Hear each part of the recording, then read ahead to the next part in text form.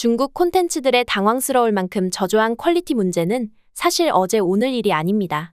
조악하기 그지없는 CG 기술이나 중국 미화로 점철된 스토리들은 영화 그리고 드라마계에서 큰 문제점으로 언급되고 있죠. 문제는 중국이 오늘날까지도 자국의 문화 콘텐츠들을 부흥시키겠다면서 이 분야에 천문학적인 돈을 쏟아 붓고 있다는 사실인데요. 그럼에도 불구하고 전 세계인들의 외면을 받자 급기야 중국인들은 한국의 오징어 게임과 같은 드라마는 소비하면서 중국 콘텐츠는 왜 보지 않냐며 열폭하고 있었습니다. 이런 와중에 중국인들을 단 한마디로 참교육시켜버린 해외 네티즌들의 커뮤니티 글이 발견되어 난리가 났는데요. 대체 어떤 글이었을까요? 자세한 내용 함께 알아보도록 하겠습니다. 이전부터 중국 콘텐츠들은 형편없는 퀄리티 때문에 좋은 평가를 받지 못했습니다. 실제로 최근 중국에서 방영된 드라마들만 봐도 답이 나오는데요. 기금조나 성검포와 같은 드라마들은 잘생긴 외모로 자국 내에서 인기가 높은 톱스타들을 주연 배우로 적극 기용했음에도 자국 내에서 평점 10점 만점에 4점대라는 초라한 성적을 피하지 못하고 있죠. 이 외에도 막대한 제작비와 출연료를 태우고도 형편없는 점수를 기록하고 있는 드라마와 영화들이 셀 수 없이 많은데요. 대체 중국에서 제작된 드라마나 영화의 성적이 이렇게 저조할 수밖에 없는 이유는 무엇일까요? 우선 중국 콘텐츠들은 대부분 조악한 퀄리티에 대한 비판이 많습니다. 여기엔 여러 이유가 있겠지만 제작 방식과 검열에 대한 문제가 가장 큰 이유로 꼽히고 있는데요. 일단 제작 방식부터 언급하자면 다른 나라들에 비해 중국의 경우 전체 제작비에서 배우들의 출연료가 차지하는 비중이 높습니다. 한국의 경우 20에서 30%, 할리우드가 30% 정도인 데 비해 중국은 작게는 50%에서 많게는 80%에 이르는 것으로 알려졌죠. 그렇다 보니 제작사 입장에서는 당장의 시청률을 위해 인기 많은 연예인들을 고액의 출연료로 섭외할 수밖에 없고 이는 콘텐츠의 질 저하로 이어지는 악순환이 반복되고 있는데요. 구체적으로는 CG나 편집 등 콘텐츠 퀄리티를 결정하는 사항들에 쓸 제작비 파이가 적어질 수밖에 없습니다. 이렇게 되면 자연스레 사전 시나리오나 촬영, 편집에 들어가는 수고를 날리게 되고 결과적으로 봤을 때 완성도가 떨어지는 작업물이 나올 수밖에 없죠. 무엇보다 중국 콘텐츠들은 엄격한 규제로 인해 방영 전에 모두 검열 과정을 거치는데요. 영화나 드라마를 하나의 예술 장르로 보는 게 아니라 정치적 수단으로서 활용하기 때문이죠. 이는 잊을만하면 등장하는 중국의 애국주의 영화에서 엿볼 수 있는 대목인데요. 한 예로 중국 드라마 친해적 열애적이라는 작품에서는 우리 중국이 엄청난 발전을 이루었다 생각하지 않나요? 와 같은 대사는 물론이고 오성홍기를 심각할 정도로 자주 노출시키고 있었습니다. 이뿐만 아니라 2021년 국경절 연휴를 앞두고 개봉한 영화 장진호는 편협한 애국주의로 점철된 스토리에도 불구하고 중국 내에서만 약 1조 4천억 원의 흥행 수입을 올려 역대 중국 영화 흥행 1위 자리에 올랐죠. 심지어 검열 과정에서 결말이 원작과는 완전히 뒤바뀌어버린 경우도 있습니다. 홍콩 범죄 영화 무간도의 중국판 결말과 원작의 결말이 완전히 달랐던 사건인데요. 당시 이 영화는 홍콩과 중국에서 동시 개봉했지만 주인공 유건명이 마지막 순간 경찰 신분증을 보여주며 위기 상황에서 벗어나는 원작 결말과 달리 중국 개봉판에선 끝내 수갑을 차고 연행되는 엔딩으로 마무리됩니다. 범죄를 근절한다는 중국 측의 검열로 인해 바뀐 결말이었지만 결과적으론 작품 전체의 메시지를 훼손하며 많은 관객들을 어리둥절하게 만들었죠. 무엇보다 이는 자유롭게 창작을 해야 하는 콘텐츠 산업에서 무척 치명적입니다.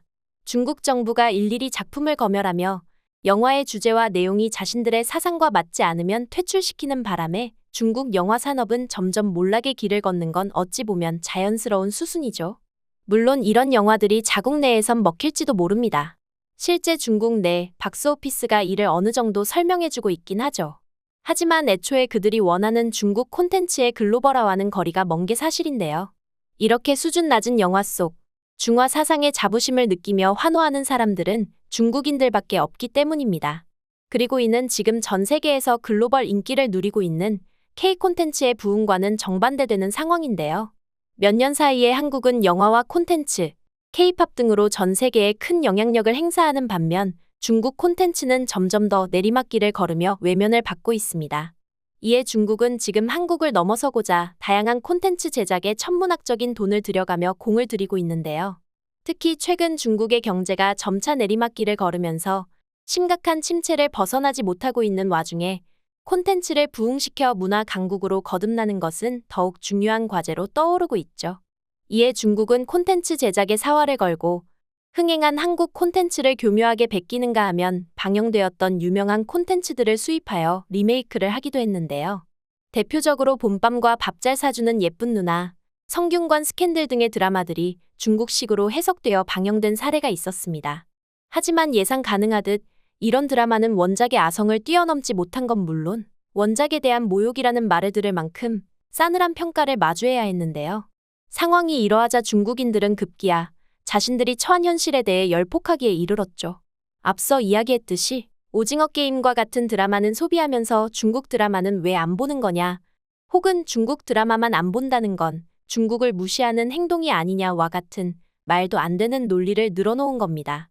하지만 이들의 억지에 외국인 네티즌들이 황당함을 감추지 못하며 해외 커뮤니티에 올린 글이 화제가 되며 중국인들이 역으로 참교육당한 일이 있었는데요. 해당 글을 요약하면 다음과 같습니다.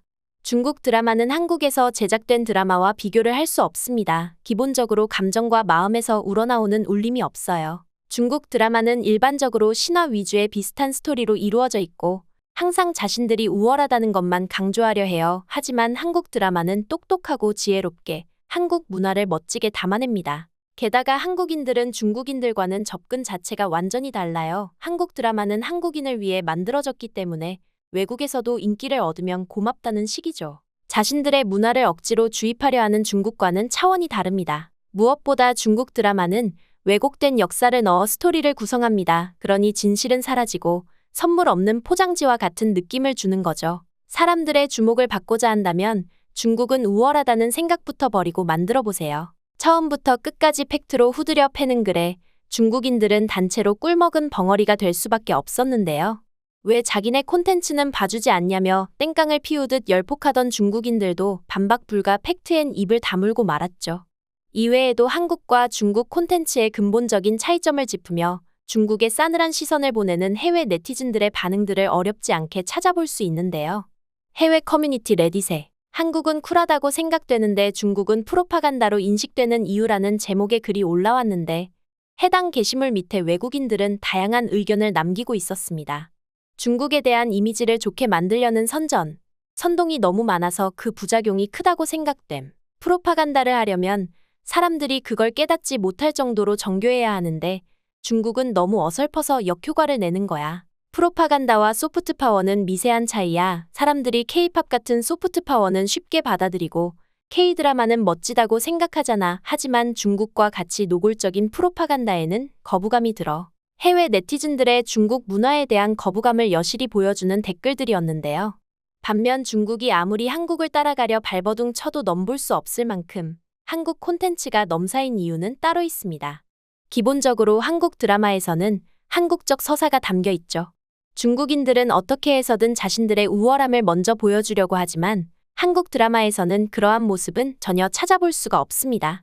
오히려 익숙한 소재를 바탕으로 스토리를 구성하지만 여기에 한국만이 할 수 있는 창의적인 요소의 시각을 덧대 볼거리와 폭넓은 공감을 자아낸다는 데에서 차이점이 있죠. 결국 종합해보자면 당연히 국가마다 각자의 문화나 매력의 차이는 존재하지만 자신들의 우월함만을 강조하는 중국은 아무리 열폭해도 한국을 따라잡기에는 역부족이라는 시선이 지배적인데요. 앞으로도 중국의 각종 견제와 질투에도 한국 문화가 해외에 더 널리 알려지고 폭넓은 인정을 받길 바라며 오늘 영상 여기서 마치겠습니다. 감사합니다.